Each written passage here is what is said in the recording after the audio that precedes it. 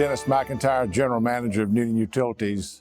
We're standing in the Herschel B. Norred water plant this morning with George Lee, manager of the water plant in the control room, and Clay Brown, water plant operator. George, I'll start with you. We're standing in the historical Herschel B. Norred water plant building, one of the older buildings in the city of Newnan. Tell us a little bit about the history of the city of Newnan getting into the water business. Yes, sir. It all started about 1893, whereas we started pumping water to the city residents, approximately 100 of them, with steam-powered pumps from Bolton Springs.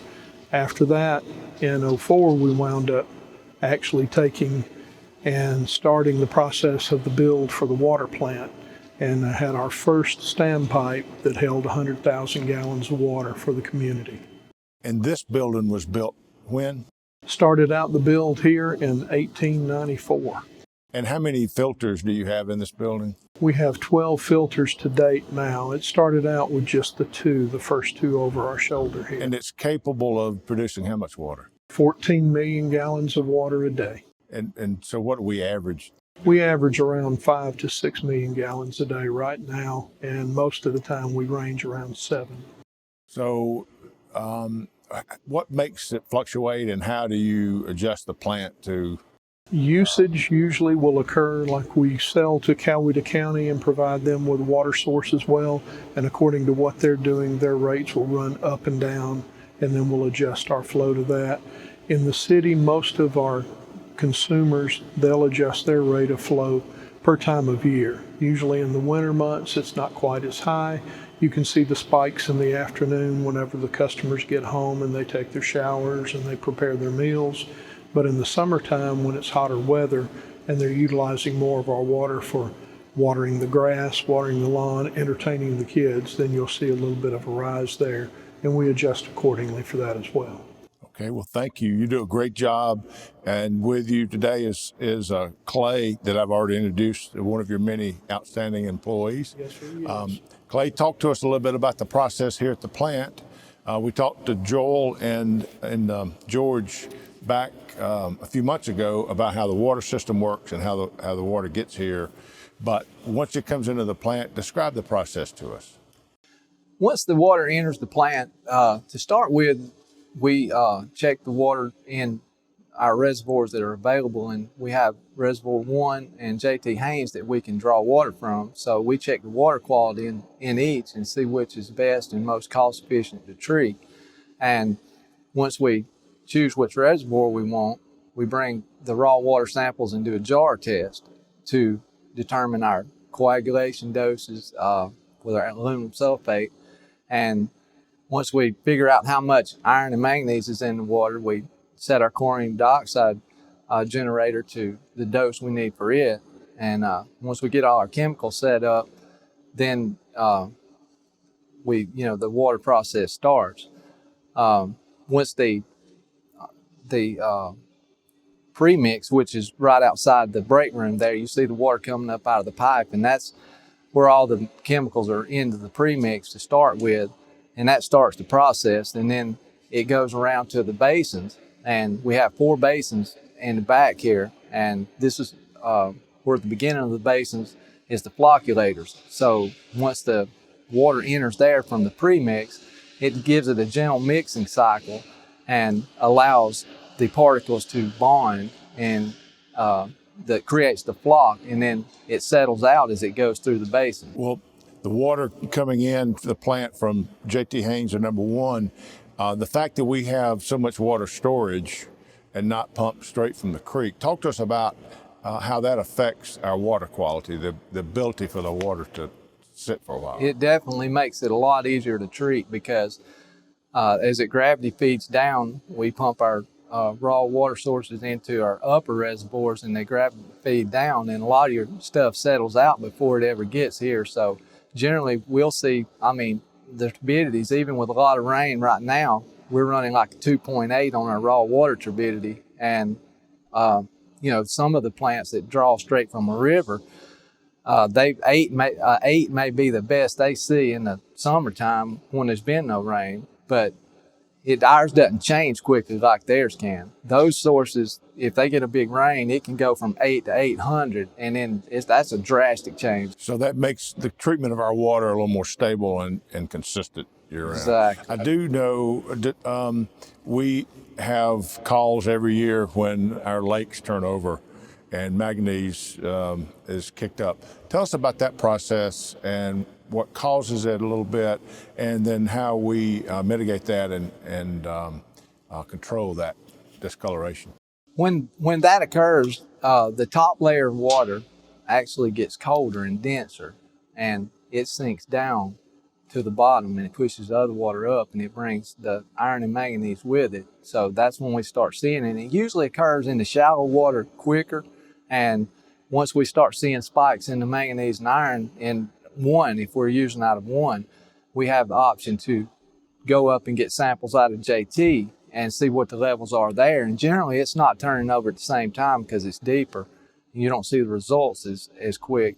So we're able to, at that time, switch reservoirs that we're treating from. I know the water's discolored, but is there any health risk to that water? Usually the iron and manganese it's aesthetic. It may stain clothes if it made it into the system, but it may cause taste or odor problems. But other than that, our chlorine dioxide generator, that's what we treat it with to start with, and we oxidize it, and it turns it from insoluble to a soluble, so it'll settle out in the basins before it ever gets here. So even if it's discolored, it is safe to drink. Yes. But we always encourage our customers to call us if they see discolored water, because it could be something else. So you mentioned the chemicals a little bit, but to make our water safe, tell me what chemicals are used in the process. In the oxidation process, we don't do a pre-chlorination unless our chlorine dioxide generator is messed up, because if you pre-treat with just straight chlorine, it can mix with the organics and form trihalomethanes, which can cause cancer. So we have actually used the method of oxidation as chlorine dioxide, which mixes sodium chloride at 14 parts per million to chlorine at 95 parts per million. And that's the initial oxidation process, but there's no way you can treat water without the aluminum sulfate. That's added at the premix too. And as I mentioned earlier, that's what we figure out in the jar test, because there's a negative charge on all of it, and it'll show a streaming current is a negative. Right now it's probably minus 230. So we take a pipette and use the stock solution that we blend and get our dosage from it we add it until it zeroes out, and we know we're about where we need to be. And we get our aluminum sulfate dose from that. And from there we get chlorine at the back of the basins. We add 0.50 as our target for the back of each basin. And as it comes on through the system from there, it comes through the filters. And once the water leaves these filters, it goes into our UV building, and we add Sequest and fluoride there. And a final thing we add is lime in the end to bring the pH back up. So you mentioned that the UV building, that is something we added several years ago with the expansion of the plant. It wasn't a requirement, but tell us about how that enhances the safety of our water. The UV is not required. Not a whole lot of water treatment plants actually use it because of the cost of it, but it's an added layer of protection. With no chemicals, is that correct? Exactly.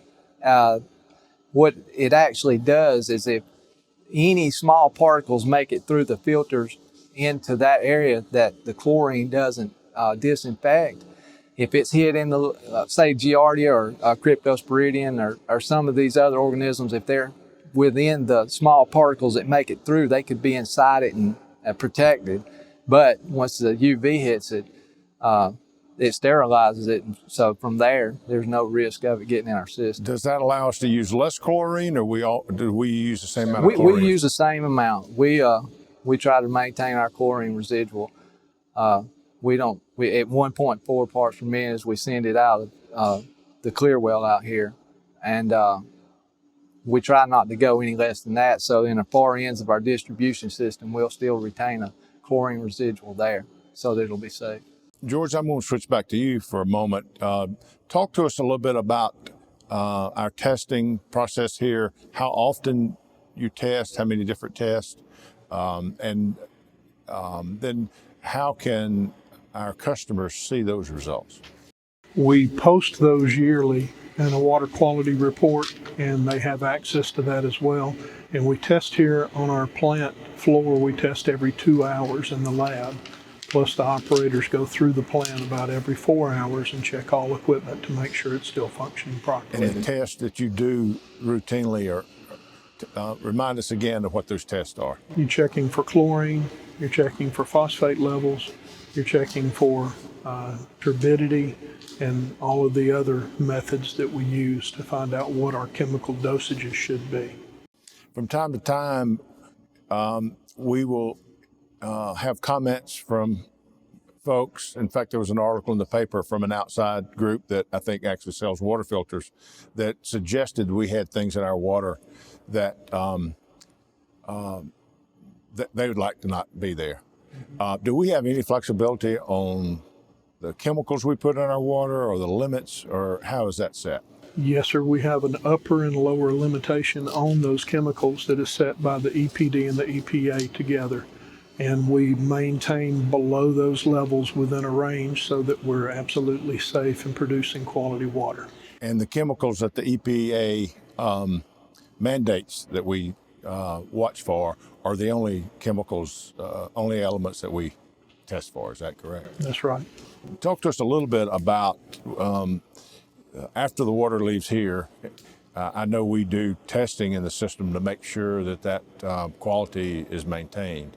What is our testing process and procedures there? Yes, sir. Monthly, we have an MOR report that we equate to, and we send out for samples out throughout our system. That we have sample test sites out in the water distribution center, and we bring those back in, send them off to the lab, get those tested, and those are added into our monthly report as well. We have. Let me interrupt you. Those tests are actually grabbed in from our customers' from systems sample sites in the behind the system. meter. Yes, sir.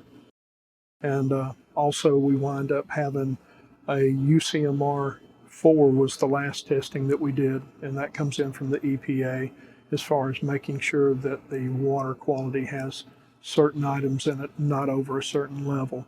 And they're doing that to base their studies on what the changes will be in the future for what the requirements are for a water system. So that's more of data gathering. Yes, sir. Than That's what it reporting. is. And it usually takes anywhere between 2 and 3 years to gather that data. And we're about to start into the UCMR 4 stage, which I believe will start up in 2025.